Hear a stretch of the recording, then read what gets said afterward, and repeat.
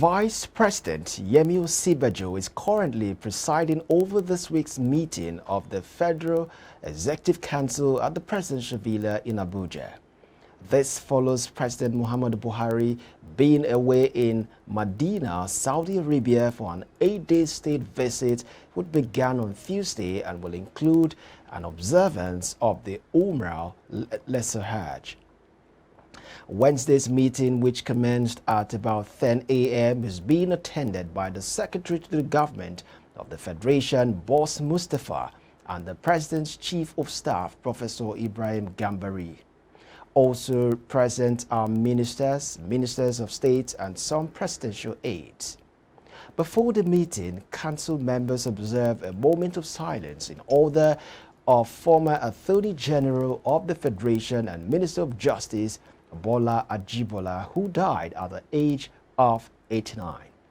Ajibola, who was also a former president of the Nigerian Bar Association from 1984 to 1985, former Nigerian High Commissioner to the United Kingdom, and erstwhile judge at the International Court of Justice at The Hague.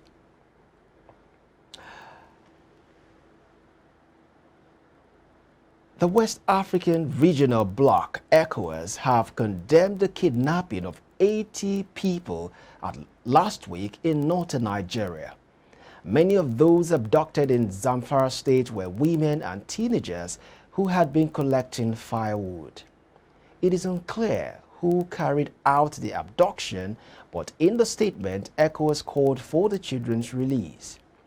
Many kidnappings, often for ransom by armed criminal gangs, have taken place in Zamfara, and this incident is the latest in a wave of violent crime in Nigeria.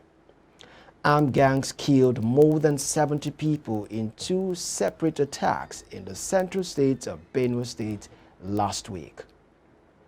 On Friday, a camp for internally displaced people in the area of Mba was targeted by gunmen and dozens killed.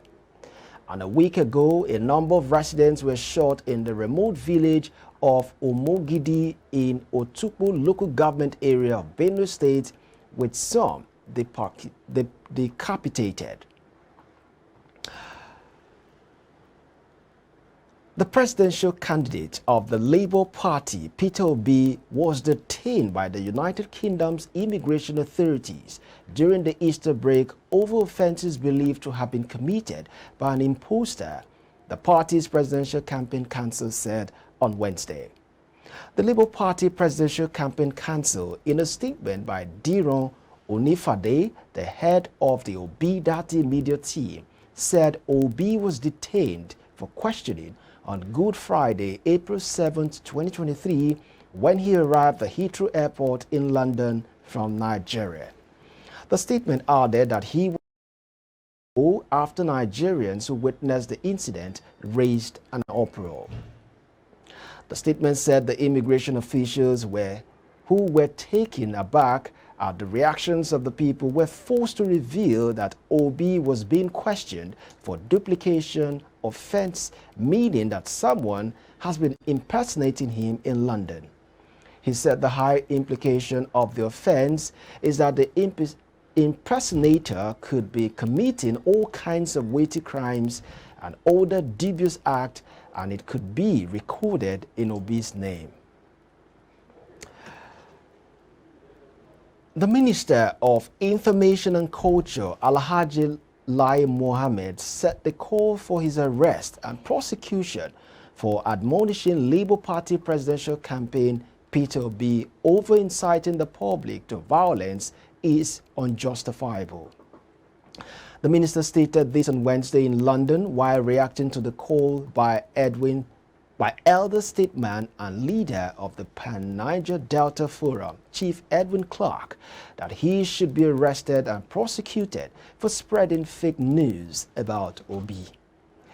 Mohammed said he stood by his admonition of Obi and his running mate Dati Baba Ahmed, insisting that his advice was never premised on falsehood, adding that Baba Ahmed had never denied his statement made on the live television. Mohammed also said that Obi had also not publicly called his running mates to order over the treasonable utterances. He said the position of the law is clear that anybody who is aggrieved over election results should go to court and not start threatening Nigerians and heating up the polity simply because they lost an election. Mohammed stressed that the APC won the presidential election fair and square, and INEC was right in declaring Tinubu the winner. He reassured Nigerians and the international community that the president-elect would be sworn in on May 29. The Independent National Electoral Commission has asked the Presidential Election Petition Tribunal to dismiss a petition filed by the Labour Party and its presidential candidate Peter Obi. Obi and the Labour Party filed a petition challenging the victory of Bola Tinubu, candidate of the All Progressive Congress, as the president-elect. They also claimed that Tinubu's running mate and Vice President-elect Kashim Shettima had a double nomination in contravention of the Electoral Act 2022. The petitioners asserted that the election was marred by rigging and manipulations, adding that INEC violated its own regulations when it announced the result when at the time of the announcement, the total polling unit result had yet to be fully scanned, uploaded, and transmitted electronically as required by the Electoral Act. In the response filed by INEC, the Commission said the Obi and his party are not grantable and prayed the court to either dismiss or strike out the petition for being grossly incompetent, abusive, vague, non-specific, ambiguous, and academic. The Commission said Obi cannot be returned as elected, having not pooled majority of the lawful votes cast at the election and secure 1/3 of the vote cast at the election in each of at least 2/3 of all states in the Federation and the FCT. Moving on now, the Independent National Electoral Commission says the presidential candidate of the People's Democratic Party, Atiku Abubakar, did not meet the constitutional requirements to be declared winner of the February 25th election. Urging the Presidential Election Petition Court to dismiss the petition by Atiku and his party, the Commission said the PDP flag bearer failed to score at least 1/4 of the vote cast in at least 2/3 of the 36 states of the Federation and the Federal Capital Territory, and as such could not have been declared the winner. As against the claim by the petitioners, INEC argued that the election was conducted in substantial compliance with the Electoral Act 2022 and was not marred by any corrupt practices. The Commission said the presidential-elect Bola Tinubu validly won the election.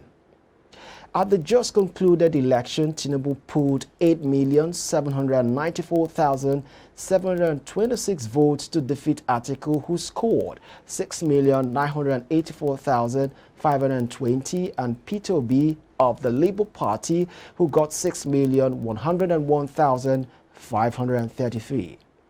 Both Atiku and Obi are in court to challenge the declaration of Tinubu as winner by INEC, but the electoral umpire told the court that the FCT is not accorded any special status in the Constitution as being erroneously portrayed by some political parties and candidates who lost the election.